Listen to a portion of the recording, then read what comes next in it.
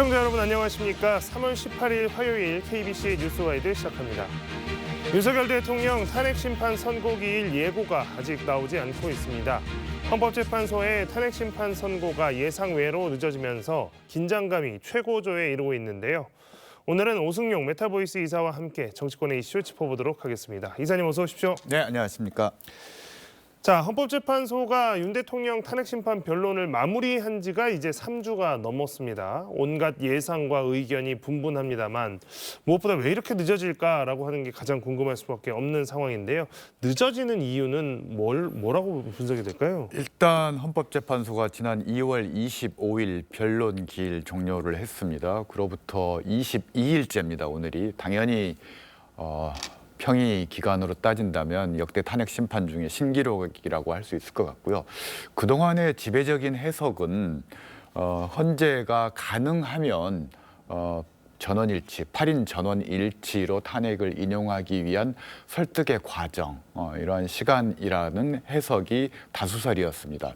물론 여전히 헌재 내부 논의에 대한 정보가 제한되어 있어서 단정적으로 이야기할 수는 없지만 최소한 그동안의 이 다수설이 최근에 좀 설득력이 떨어지는 측면들이 있다. 그래서 일부에서는 혹시 헌재 재판관 6명이 확보되지 않아서 인용 정족수라고 할 수 있죠. 6명 확보가 되지 않아서 선고를 하고 있지 못한 거 아닌가라는 그런 어떤 의구심, 걱정 이런 것들도 지금 계속 생겨나고 있는 것 같습니다.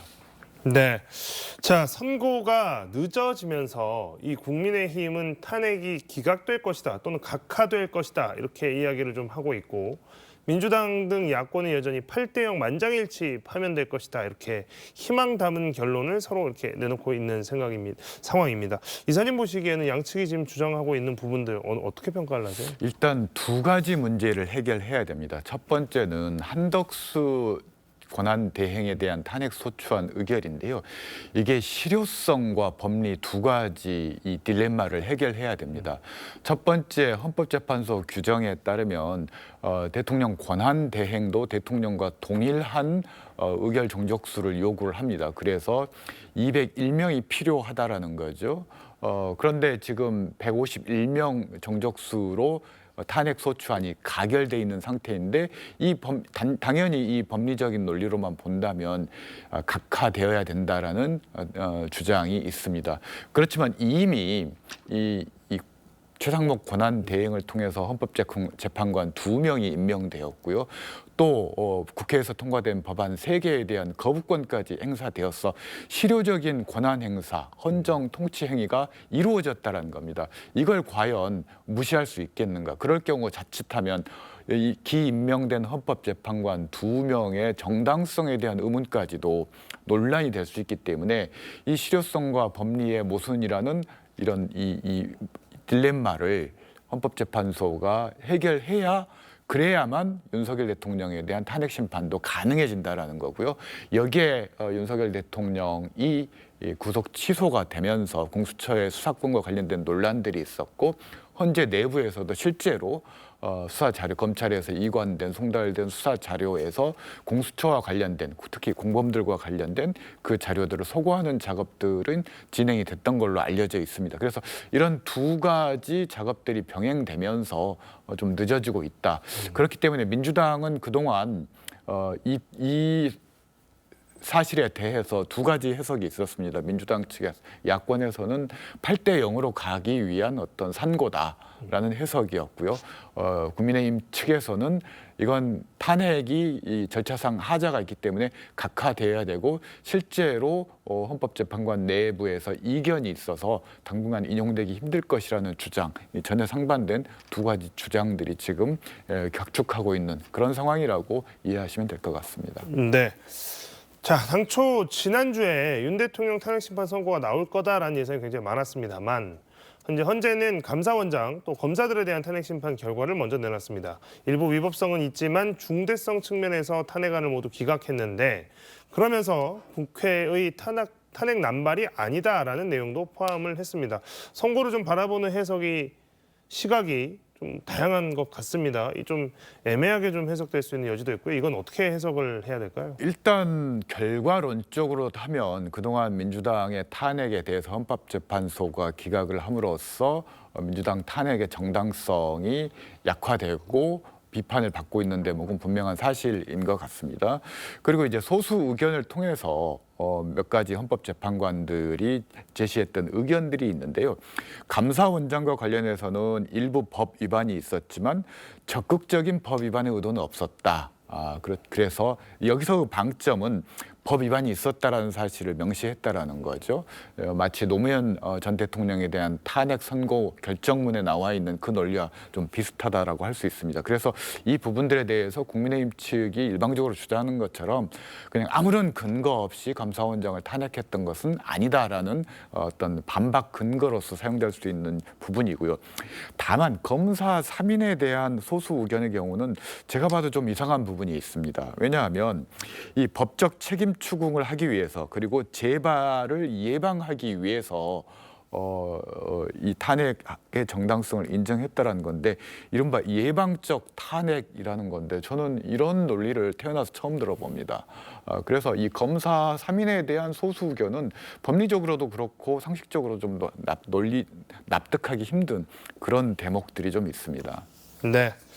자, 선고가 늦어지다 보니까 이 아무래도 국민의힘에서는 이번엔 한덕수 총리에 대한 탄핵 선고, 또 이재명 민주당 대표의 공직선거법 위반 2심 선고를 먼저 내려야 한다, 또 이렇게 주장을 하고 있거든요.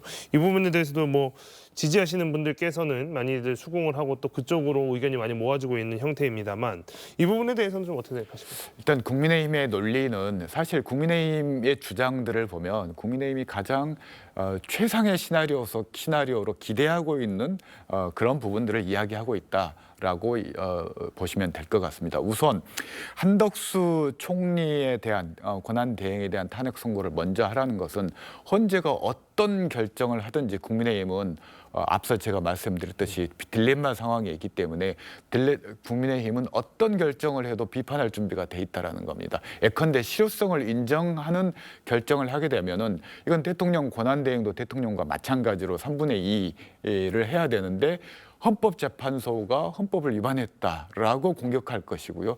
만약에 이 부분들에 대해서 각하 결정을 내린다면은 그렇다면 이건 지금 현재 탄핵 심판을 하고 있는 헌법재판관은 왜냐하면 각하되면 그 결정 자체가 무효이기 때문에 권한대행의 대행 그리고 거기서 이루어진 헌법재판관 임명 자체가 무효가 된다라는 거죠. 그럼 무자격자에 의한 헌법심판이기 때문에 윤석열 대통령 각하돼야 된다라는 또 다른 논리로 갈 수 있다라는 거죠.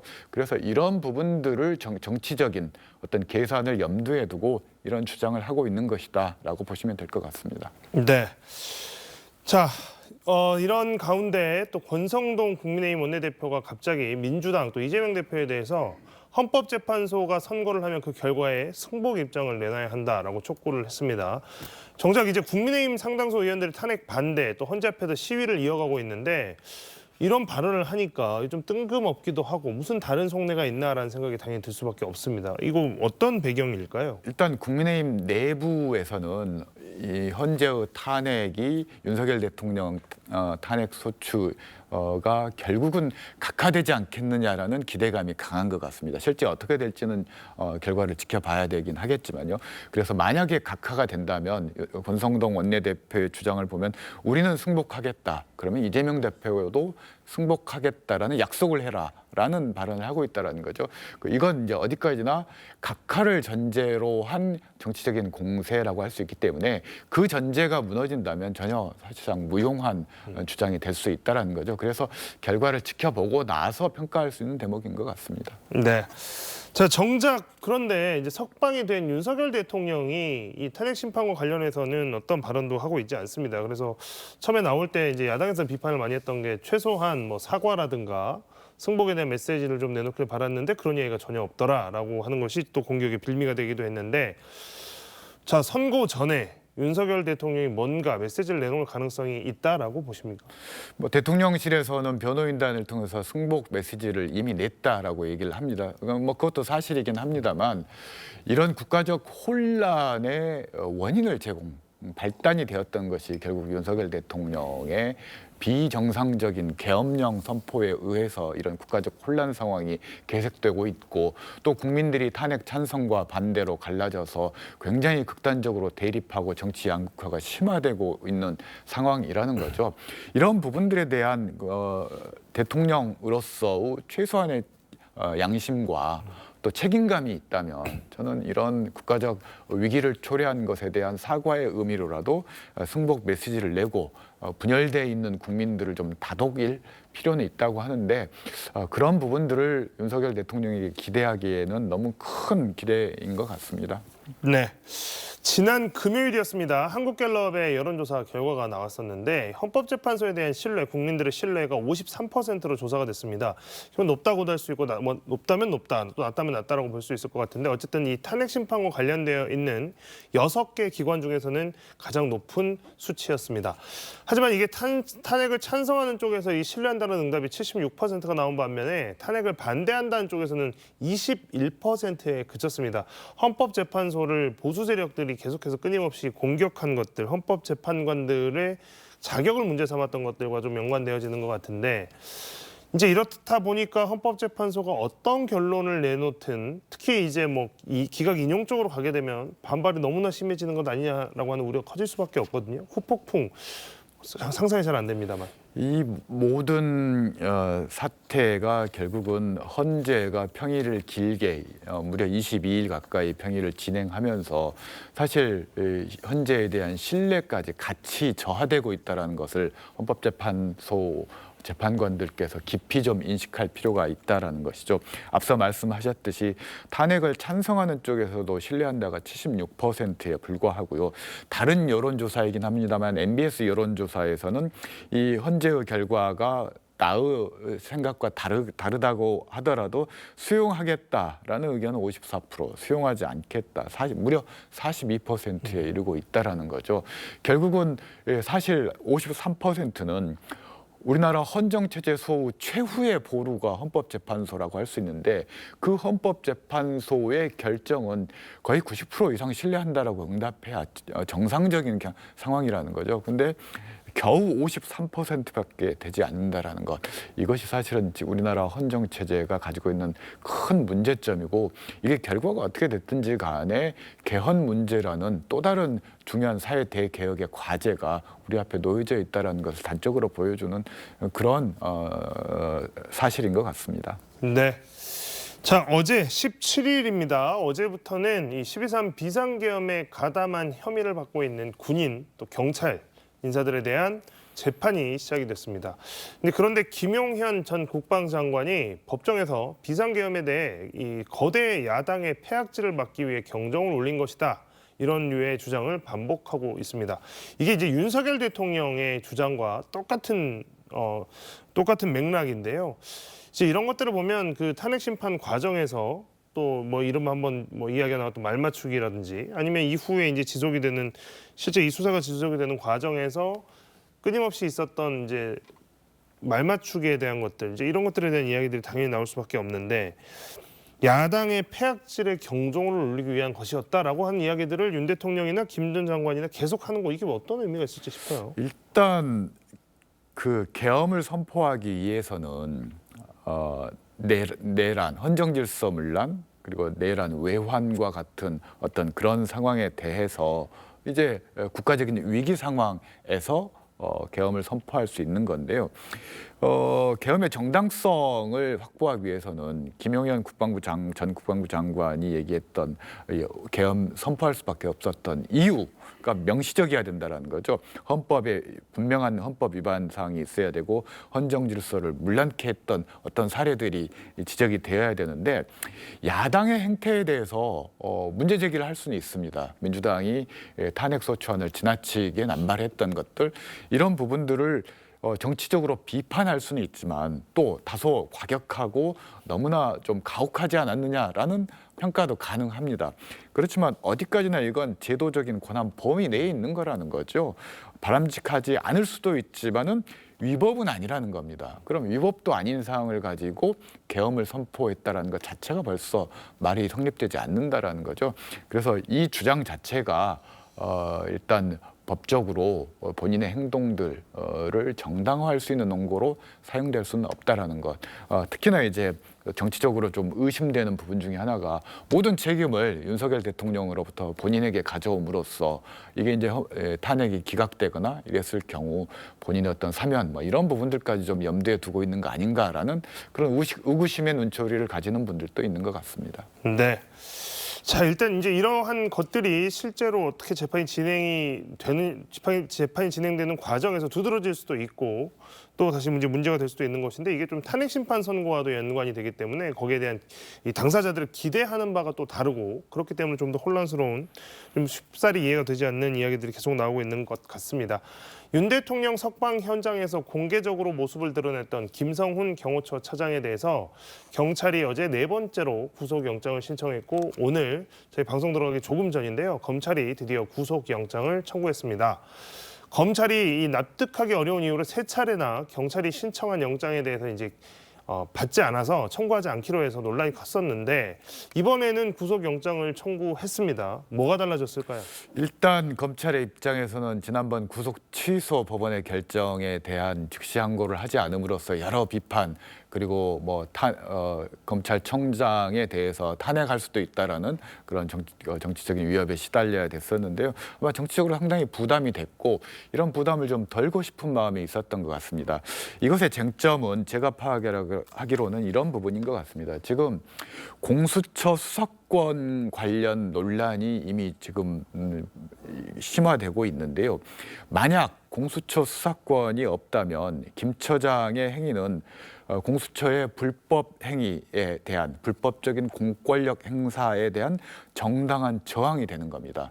반면에 공수처의 수사권이 인정이 된다면 당연히 이건 위법한 행위이기 때문에 구속이 돼야 되겠죠. 검찰로서는 그걸 본인들이 판단하지 않고 법원에 떠넘겼다라고 보시면 될 것 같습니다. 법원에서 이 구속영장을 인용하느냐 아니면 기각하느냐를 결정하기 위해서는 반드시 공수처의 수사권에 대한 판단을 할 수밖에 없다라는 겁니다. 그래서 여러모로 지금까지 논란이 되었던 공수처의 내란 수사권과 관련된 다시 한번 법원의 결정을 받아볼 수 있는 계기가 된 것 같습니다. 근데 이 김성훈 처장과 관련해서 그동안 영장이 신청된 영장을 청구하지 않으면서 검찰이 이 시간 끌기다라고 하는 비판도 사실 있었거든요. 그리고 나서 이제 최근에 나온 보도들 이제 특정 언론사 이제 몇 곳에서 이제 보도한 내용들을 보니까 그 사이에 비화폰과 관련된 서버 기록을 원격으로 뭐 지우려고 했다든가 이제 뭐 이런 의혹들도 계속해서 제기가 되고 있는데 이게 이제 실제로 검찰이 시간 끌기를 방관한 것 아니냐 혹은 시간 끌기 협력한 것 아니냐라고는 지적이 나오는데 그 부분에 대해서도 뭐 일리가 있는 말이라고 볼 수 있을까요? 일단 구속영장 부분에서는 그 부분들을 다투고 있지는 않기 때문에 법원이 이제 그 부분을 판단하지는 않을 것 같습니다. 그래서 일단 법원이 판단하는 범위 내에서는 수사권 여부와 관련해서 김 처장의 행위가 정당성이 있는가, 위법한 행위였는가 이 부분에 아마 국한이 될 것 같습니다. 네.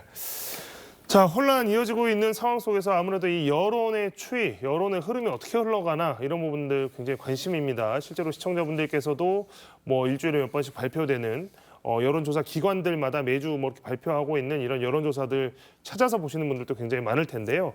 리얼미터가 에너지경제신문 의뢰로 차기 집권 세력 선호도를 조사한 내용이 이제 또 최근에 발표가 됐습니다. 일단 정권 교체를 원한다라고 하는 의견이 55.5%로 과반을 넘는 것으로 집계가 됐고 또 정권 연장 여론과의 격차가 전주보다 더 벌어진 것으로 나타났습니다. 그러니까 정권 교체를 원한다라고 하는 사람들이 더 많아졌다는 뜻이 되겠죠. 이런 흐름으로 볼 만한 개연성들이 좀 있는지 그리고 또 그 안에서 좀 이런 조사들 과정에서 발견된 특이점이라고 할 만한 것들이 좀 있는지 궁금합니다. 일단 3월 1주부터 이어졌던 흐름들이 계속 심화되고 있다. 이렇게 정리해서 말씀드릴 수 있을 것 같습니다. 정당 지지도도 민주당이 44.3%, 국민의힘이 39%, 약 3.3%포인트 민주당 지지율이 상승했는데요. 이게 이제 첫 번째 민주당 지지율이 오르게 된 계기가 윤석열 대통령 구속 취소 결정 이후에 아무래도 야권 지지층들의 1차 결집이 이루어졌고요. 그리고 최근에는 이제 2차 결집이 이루어지고 있는데 그게 이제 헌재의 평의가 길어지면서 헌법재판소에서 빨리 윤석열 대통령에 대한 탄핵 선고를 하라라는 총력 투쟁이라고 해야 되나요? 아무튼 여러 뭐 단식부터 시작해서 1인 시위에 이르기까지 광화문 시위에 이르기까지 야권이 아무튼 모든 역량을 집중해서 지금 헌법재판소의 탄핵 선고를 촉구하는 그런 행동들을 정치적인 행동들을 하고 있다라는 거죠. 이런 것들이 영향을 미쳐서 아마 야권 지지층 그리고 특히나 이제 탄핵 인용을 지지하는 계층들이 결집할 수밖에 없었고 특히나 이제 중산층, 중도층을 중심으로 해서 탄핵 인용과 민주당으로 이전 이런 부분들이 조금 늘어나고 있다라고 말씀드릴 수 있을 것 같습니다. 이 과정에서 좀 이제 궁금한 것이 어쨌든 지금 이제 탄핵 심판 선고라고 하는 큰 포인트, 이 변곡점을 향해서 이 여론 뭐 이렇게 여야 모두 이렇게 집결해가는 과정이고 여론도 이렇게 양쪽으로 수렴해가는 이런 과정들이 쭉 있는데 그렇다면 이 탄핵 심판 선고 이후에 지금과 같은 추세의 여론에도 큰 변화가 물론 있겠지만 그것이 어떤 극적인 반전이나 뭐 이런 것들도 좀 있을 수 있을까요? 저는 사실은 이렇게 야권 지지층이건 또 혹은 여권 지지층이건 지지층이 이렇게 정치적인 이유로 집결한다라는 것은 결국은 갈등의 강도가 높아진다라는 의미로 받아들일 수 있다라는 거죠. 그럴 경우에 결국 국가적으로 과연 바람직한가 이런 부분들이 그래서 우선 이 모든 사태의 원인이 되었던 윤석열 대통령의 책임이 큰 부분이고 두 번째로 헌법재판소가 지금 뭐 내부 사정은 제가 정확히 모르겠습니다만 22일째 이렇게 평일을 지속하고 평결에 이르지 못하고 있는 이 상황 그리고 선고 일자를 아직까지도 발표를 하지 않음으로써 국민적으로 여러 이 GSP라고 하죠. 국민 스트레스 지수를 그냥 극단적으로 올리는 뭐 이런 상황이 된다라는 것은 저는 바람직하지 않다라고 보고 그런 측면에서 빨리 조속히 헌재에서 탄핵 선고가 이루어질 필요가 있고 그래야만 이런 어떤 양 진영 간의 결집 이런 부분들이 다소 완화가 될 것이다. 물론 어떤 결정을 하게 됐을 경우 본인의 생각과 다를 경우 일시적인 반발은 있을 수 있겠지만 만약에 탄핵이 인용이 된다면 신속하게 조기 대선 국면으로 넘어감으로써 다음 단계로 이행할 수 있는 민심이 이행할 수 있는 어떤 계기가 될 수 있다라는 거죠. 그래서 어찌 됐건 지금 현재 이 모든 갈등 상황과 긴장을 풀어내고 어떤 정치적인 출구를 모색할 수 있는 유일한 해결책은 헌재가 조속히 탄핵 선고를 하는 것이다라고 말씀드릴 수 있을 것 같습니다. 네. 자, 윤 대통령 석방 이후에 대선 행보를 자제해왔던 여야의 대선 주자들 뭔가 이제 좀 다시 목소리를 내기 시작하는 모습인데요. 지금 좀 뭐 일단 석방이 됐을 때만 해도 이제 뭐 조기 대선 이야기는 쏙 들어가고 당장 탄핵에 집중하는 것처럼 보였습니다만 물론 지금도 이제 탄핵 심판 선고를 앞두고 거기에 총력을 기울이는 모습이긴 합니다만 그래도 다시 대선 준비하는 모습들이 보도도 많이 되고요. 실제 노출도 많이 되고 있습니다.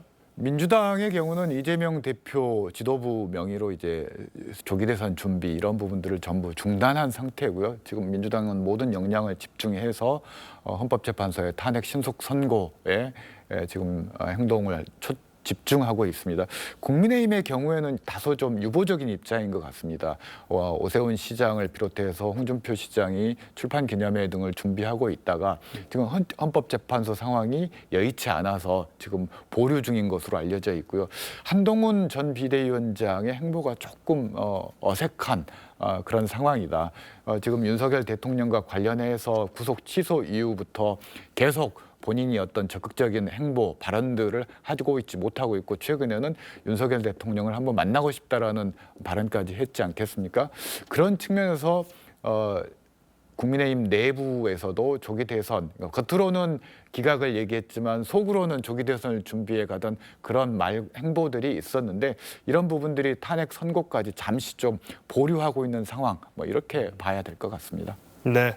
자, 12.3 비상계엄 사태 이후에 100일이 지금 벌써 지났습니다. 정치, 경제, 사회 혼란이 계속되고 있는데 결국에 외교 참사가 발생했습니다.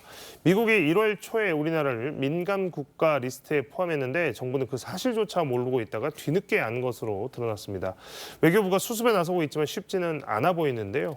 자, 이번 사태 좀 알게 된 경위 또 포함된 이유도 지금 서로 니탄네타 공방을 벌이고 있고 복잡합니다만 전체적으로 좀 이거 어떻게 보고 계십니까? 일단 외교부가 한국이 이 북한이라든지 중국, 러시아와 동급의 민감 국가 리스트에 들어가는 것을 몰랐고 미국이 이걸 통보하지 않았다라는 부분들은 굉장히 좀 예의주시할 필요는 있다.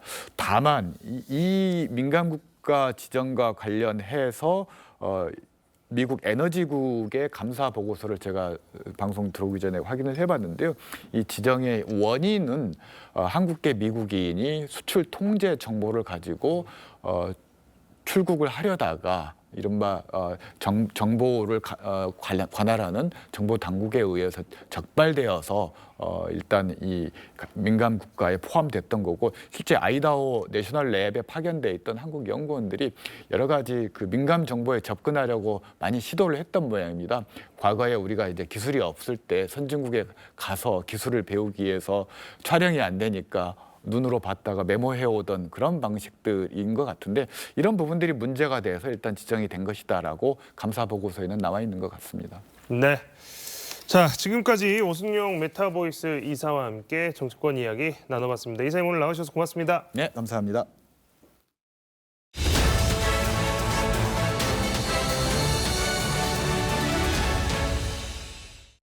서울광역방송센터입니다. 김용현 전 국방부 장관과 노상원 전 정보사령관 등 내란 중요 임무 종사 혐의 피고인들에 대한 재판이 서울중앙지법에서 시작됐습니다. 윤석열 대통령 탄핵 심판 심리는 역대 최장 기록을 세우고 있는데 헌법재판소 선고 기일과 결과에 초미의 관심이 쏠리고 있습니다. 여의도 초대석 윤석열 대통령 측 입장과 반응 들어보겠습니다. 장예찬 전 국민의힘 최고위원 스튜디오에 나와 있습니다. 조 의원님 어서 오십시오. 안녕하세요. 어제 오후 서울중앙지법에서 김용현 전 장관 등에 대한 내란 혐의 재판이 열렸는데 윤석열 대통령 호칭을 두고 약간 논란이 있었던 것 같은데 대통령 윤석열 이렇게 호칭을 한 모양인데 아니 국가 원수인데 윤석열 이렇게 부르는 게 말이 되냐 이렇게 김용현 전 장관 측에서 반발을 하던데 이거 이렇게 해야 되는 건가요? 그런데 이제 김용현 전 장관의 개인적 신념이라고도 할 수 있겠지만 네. 이게 비단 중앙지법 재판부뿐만이 아니라 네. 국회 내부에서도 민주당 의원들이 윤석열 대통령을 그냥 내란 수개니 여러 가지 범죄 혐의가 확정된 것처럼 이야기하고 네. 어떤 호칭도 붙이지 않고 생략하는 모습은 그냥 윤석열 씨 이렇게 하기도 네, 저는 옳은 방향은 아니다. 적절치 않다. 왜냐하면 네. 우리 국민 누구나 무죄 추정의 원칙 아래에서 네. 재판부 결과가 나오기 전까지는 그 고유의 직책이나 권한을 존중받아야 한다고 생각하거든요. 네. 그런 식이면 윤석열 대통령은 아직 1심이 제대로 시작도 하지 않았는데 이재명 대표는 1심 유죄가 나온 사안도 있지 않겠습니까? 이 부분이 이제 국회 과방위에서도 한번 논란이 됐어요. 민주당이 자꾸 윤석열 대통령 호칭을 생략하거나 범죄자인 것처럼 확정해서 말하면 네. 1심 유죄가 나온 이재명 대표에 대해서도 국민의힘 의원들이 공직선거 위반범, 허위사실 유포범 네. 이렇게 부르면 민주당 가만히 있을 거냐. 이 질문을 하니까 민주당이 그냥 난리를 치고 아예 과방위 자체가 무산됐던 게 네. 불과 한 2주 전쯤의 일일 겁니다. 그래서 내가 듣기 싫은 말은 상대도 듣기 싫으니까 우리가 정치적으로 아무리 서로 주장이 다르고 공격을 하더라도 네. 최소한 어떤 형이 확정되기 전까지는 상대의 고유의 직책이나 권한에 대해서는 인정을 하고 네. 존칭을 붙이는 것이 재판부든 국회에서든 국민적 갈등을 네. 조금이라도 줄이는 길이 아닐까 그런 정도의 원칙적인 생각이 아니었을까 싶습니다. 윤석열 대통령은 사저로 들어가신 뒤 완전 잠행 아주 조용하신 것 같은데 어떻게 지내시는지 혹시 말씀드린 게 있을까요? 저도 주변에서 전해 네. 듣거나 또 언론 보도를 보면 구치소에 계실 때부터 읽던 성경을 계속 많이 읽고 있다. 그건 누가 넣어준 건가요? 그때 이제 기독교계 원로 목사님께서 성경책을 구해주신 건 기사가 한번 난 바가 있고요. 네. 아무래도 이게 단순한 종교적 의미뿐만이 아니라 대통령이 탄핵이 기각이나 각하돼서 돌아오면 네. 우리 사회에 지금 국민적 갈등이 매우 첨예하고 심각한 상황 아니겠습니까? 그러니까 이 갈등을 극복하고 통합의 메시지를 내기 위해서는 또 종교적인 부분에 힘을 빌리는 것이 오래된 정치권의 전통이기도 하고요.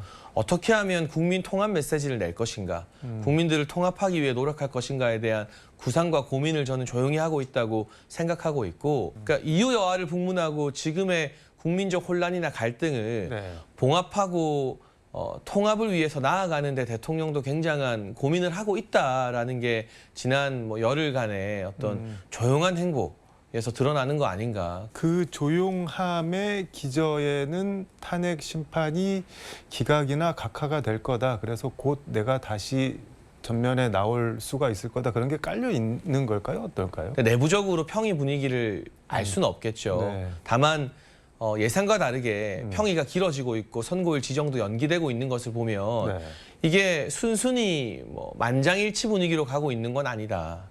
결국 만장일치가 아니라 토론과 재판관 사이의 의견이 달라진다는 것은 네. 탄핵 기각 가능성이 높아진다는 뜻으로 해석할 수 있기 때문에 네. 조심스럽지만 윤석열 대통령 주변과 저희 여권에서도 이제는 탄핵 기각 가능성까지 좀 비중 있게 염두에 두면서 대통령이 직무에 복귀했을 때 앞서 말씀드린 네. 국민 통합의 메시지나 이런 부분에 대한 고민과 준비도 해야 되는 거 아닌가 하는 생각이 듭니다.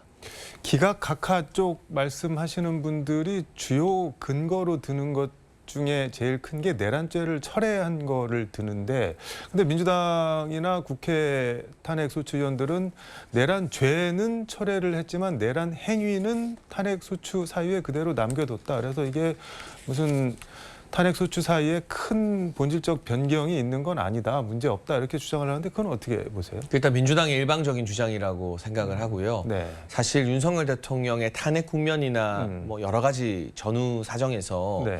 내란이라는 단어를 빼면 이건 그냥 주변의 격가지를 삭제한 것이 아니라 본질을 완전히 뒤바꾸거나 뭐 뺀 것과 다름이 없습니다. 그리고 네. 국민의힘 내에서도 만약 내란죄가 철회된다면 그리고 홍장원과 곽종근의 진술이 오염됐을 가능성이 탄핵 표결 때 부각이 되었다면 표결 결과는 달랐을 것이다. 결코 그 이탈표가 12표 나오지 않았을 것이다라는 주장이 힘을 얻고 있잖아요.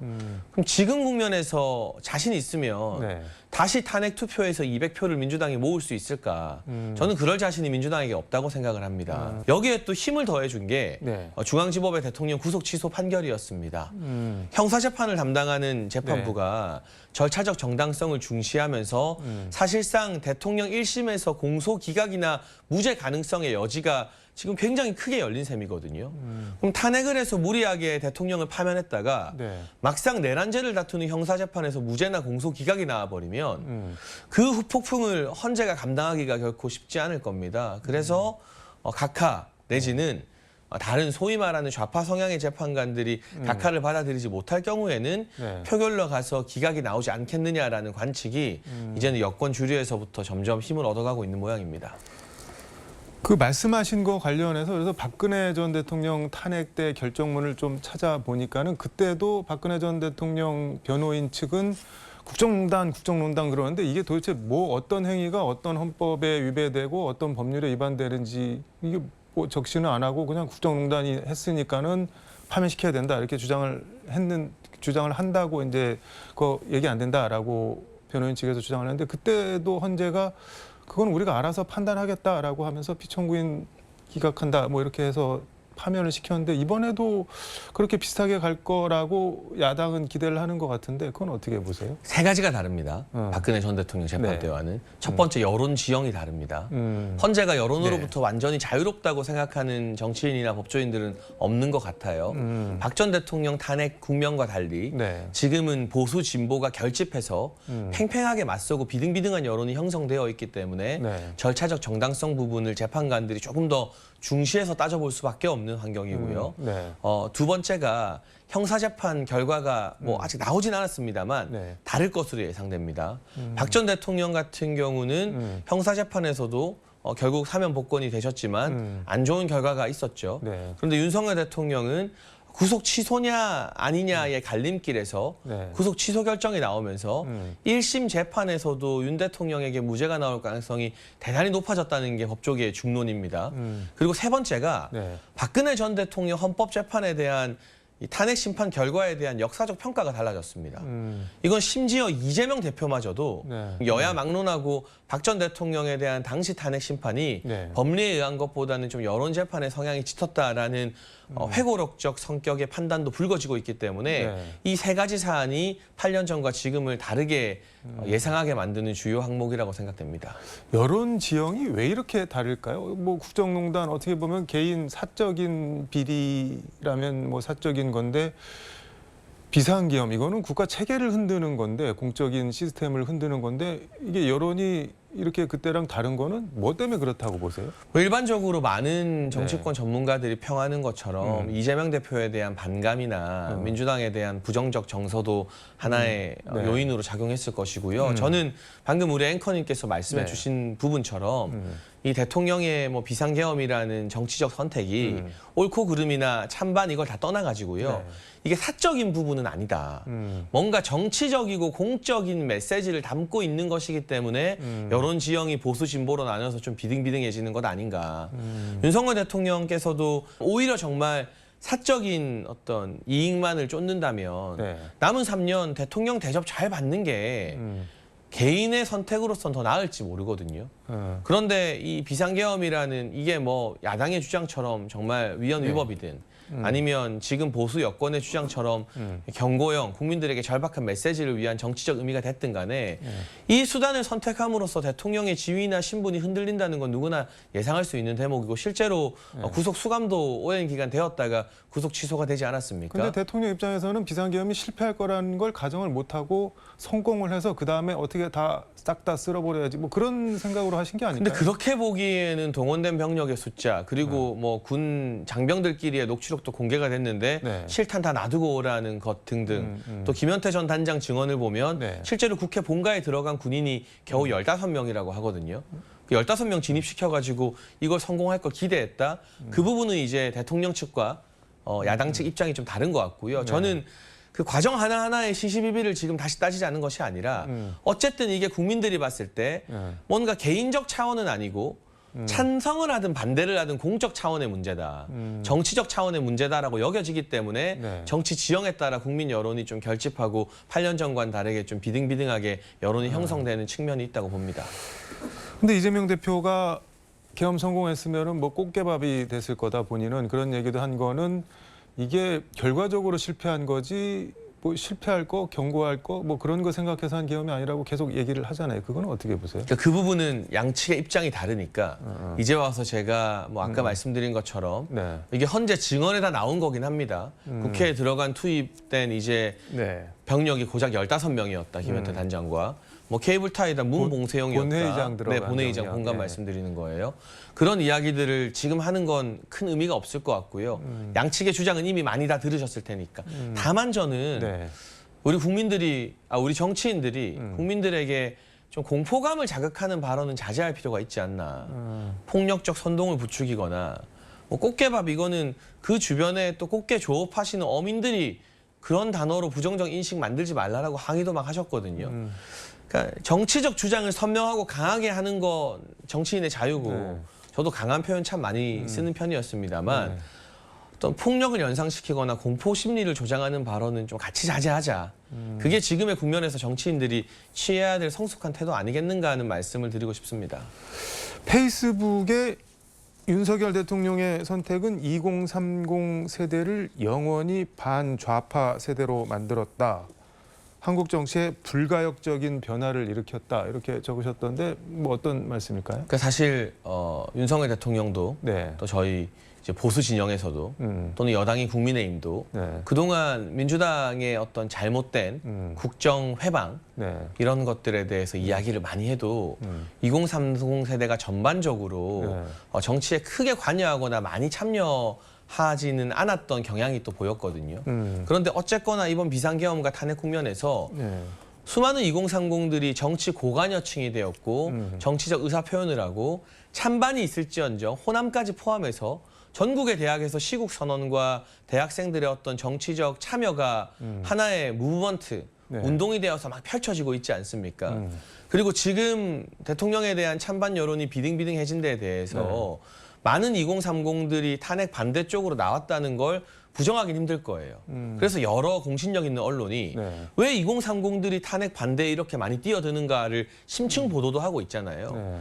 저는 2030이 특히 많이 깨어나고 탄핵 반대 집회에 나오는 2030들을 관통하는 하나의 키워드가 반중이에요. 그러니까 민주당은 친중 정당 아니냐.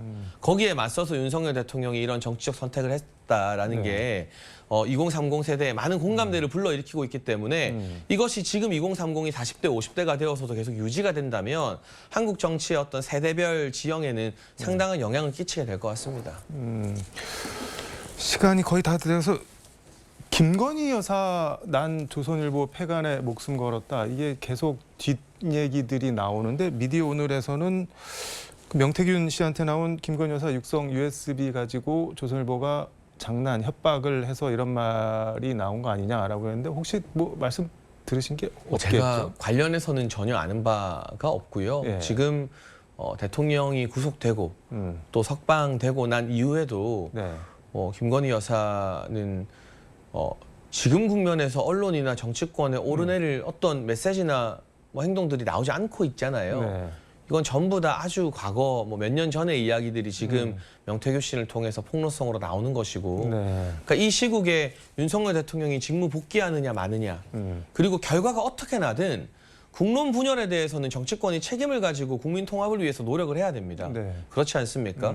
이런 중대한 현안들이 정치권에 산적해 있는데 전혀 어떤 공개 활동을 하지 않는 영부인의 어떤 신변이나 과거 발언을 가지고 가십성으로 다루는 게 저는 건강한 정치의 방향은 아니라고 생각합니다.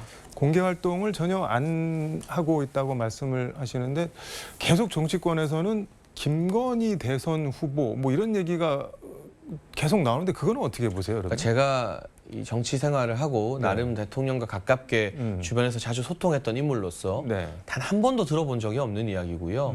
당연히 그러니까 그런 이야기를 그냥 무책임하게 방송에서 떠들고 네. 퍼뜨리는 것 자체가 지금의 여론 지형이 민주당이나 좌파 네. 진영의 생각과 다르게 탄핵까지 시켰는데 가결 말씀드리는 네. 겁니다. 왜 윤석열 대통령은 박근혜 전 대통령과 다르게 이렇게 계속 국민의 지지를 높게 받지? 네. 그러니까 뭔가 계속 자극적인 이슈로 공격을 하려고 만드는 일종의 여론 공작이라고 생각합니다.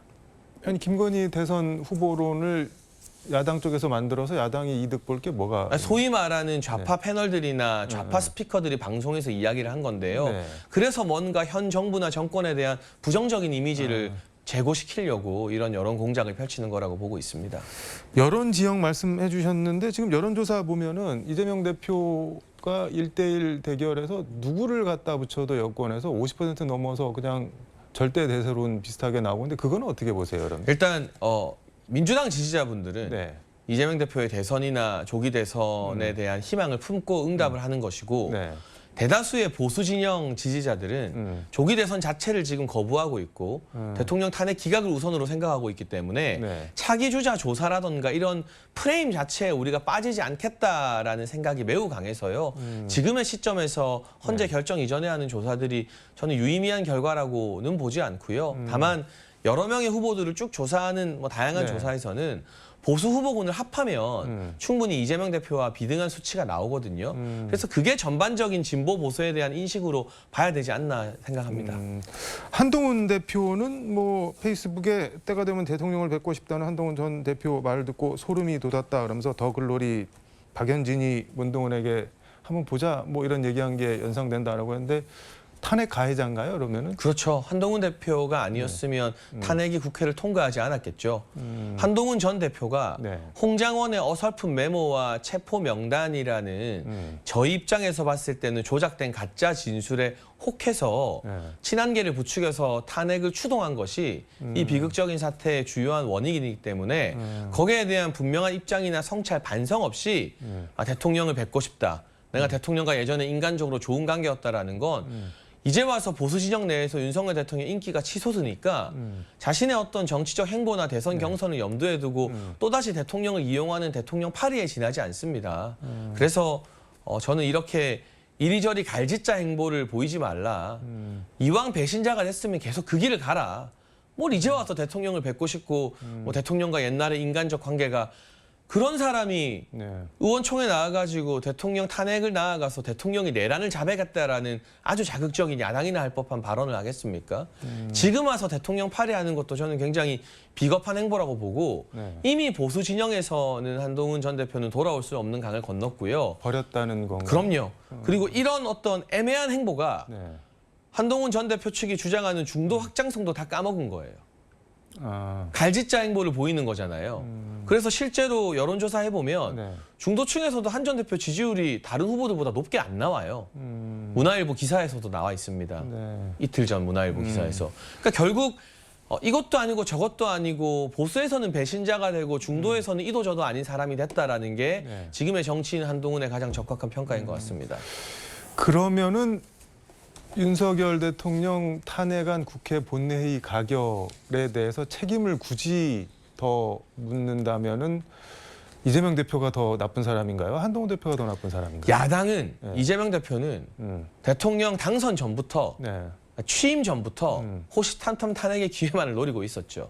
그건 일종의 상수입니다. 아, 그런데 국민들이 부족하지만 108석이나마 만들어주신 건 개헌 저지선을 막아주신 것이고 대통령 탄핵 저지선을 만들어주신 거거든요. 근데 한동훈 전 대표와 친한계의 배신으로 국민이 만들어준 탄핵 저지선을 스스로 붕괴시켰으니 저는 한동훈 전 대표의 정치적 책임이 더 크다고 생각합니다. 이재명 대표는 뭐 원래 그런 거고 한동훈 대표 때문에 탄핵이 됐다 이렇게 읽히네요. 그런 그렇죠. 말씀이죠. 알겠습니다. 오늘 말씀 여기까지.